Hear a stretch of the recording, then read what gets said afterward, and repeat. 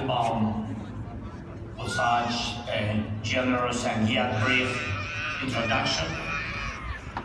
Mr. President Daniels, Mr. Chairman of the Board of Trustees Foster, dear students, faculty, parents, and guests of the university on this day. First of all, graduates of the class 2023, congratulations on reaching this honorable milestone, graduation day at one of the world's greatest universities. And if some of you are a little bit worried about whether my speech may delay your long-awaited graduation moment, I want to assure you that I will also try to be brief. Perhaps not as brief as Mrs. Applebaum was at the beginning, but anyway, I will not be too long. The time is the essence, and it is the essence that I would like to talk about today. One of the most common truisms on earth is the advice to value, or at least not waste time. Why has it become so widespread? Every person eventually realizes that time is the most valuable resource on the planet.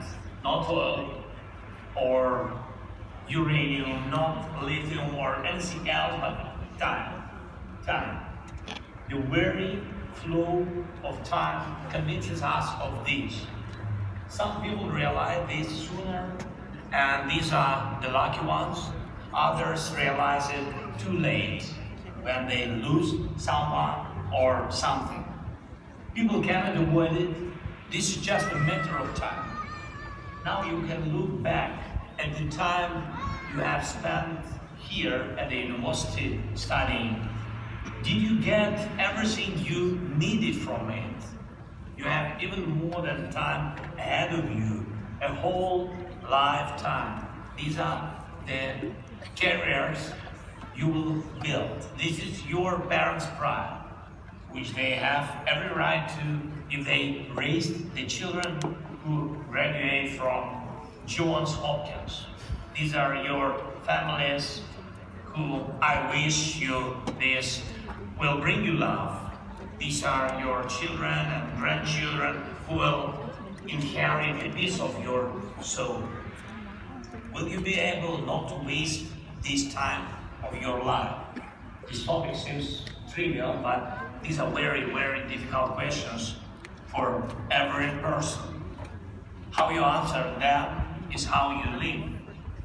And while it is still possible to find new deposits of oil or lithium, and if in the future humanity can start mining resources in space, it is still purely science fiction to live longer than has been given.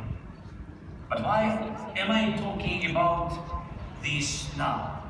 Recently, I was on the front line again in one of the most fiercely fought areas of the front line against the Russian occupiers. I went to personally award the best fighters and to congratulate our Marines on the Day of Marines of Ukraine.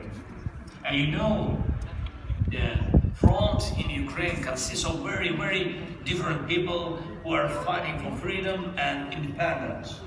And these are people of all ages.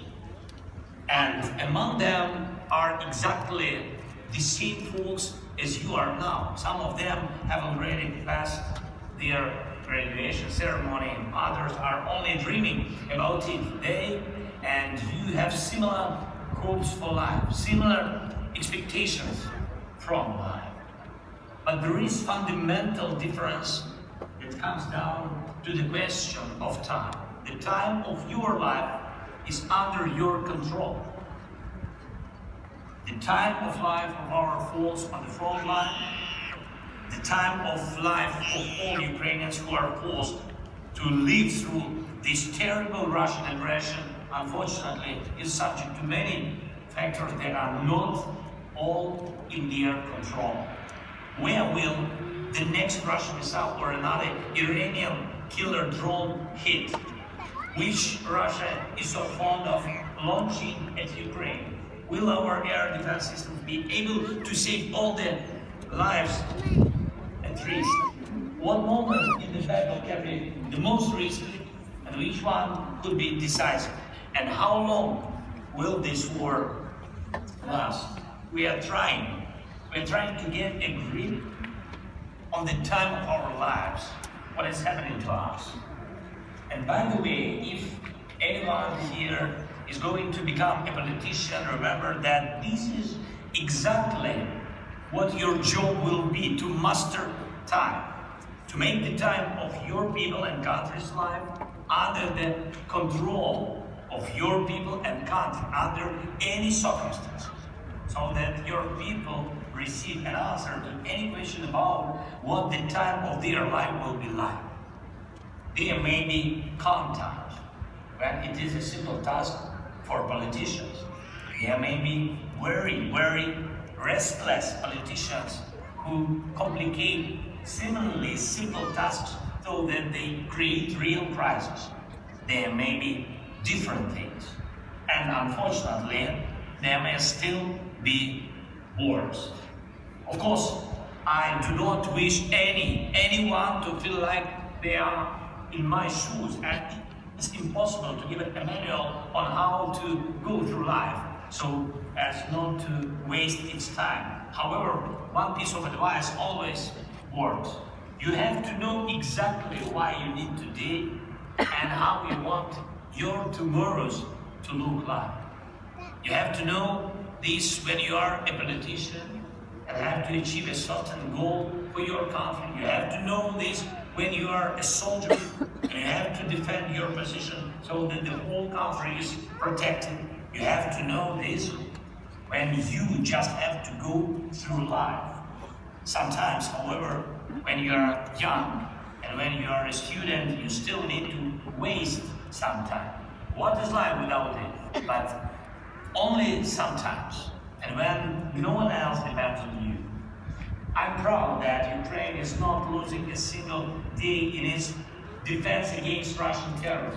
Every day we do everything to become stronger, to give more protection to people, to save more lives. The United States has also not lost a single day in helping Ukraine repel the Russian aggression. President Biden, a strong bipartisan coalition in Congress, and most of all the American people have, like the generations before them, risen to this occasion and are leading the free world to secure freedom in Europe. We Ukrainians believe a free and secure Ukraine is the final step in the struggle to liberate Europe from the evil of tyrannies. This struggle that brought your great-grandparents to the shores of northern France some 80 years ago. And I have no doubt you will all soon become great doctors, lawyers, engineers, and titans of new technologies and new businesses. Also, I'm certain a few among you will keep the goal to serve and become members of Congress, cabinet, secretaries, and yes, maybe president one day. Of course, after President Biden. And please, somebody of you, please, we don't need surprises. And I'm certain you, as your co-founders, will continue to lead the free world, and this century will be our century.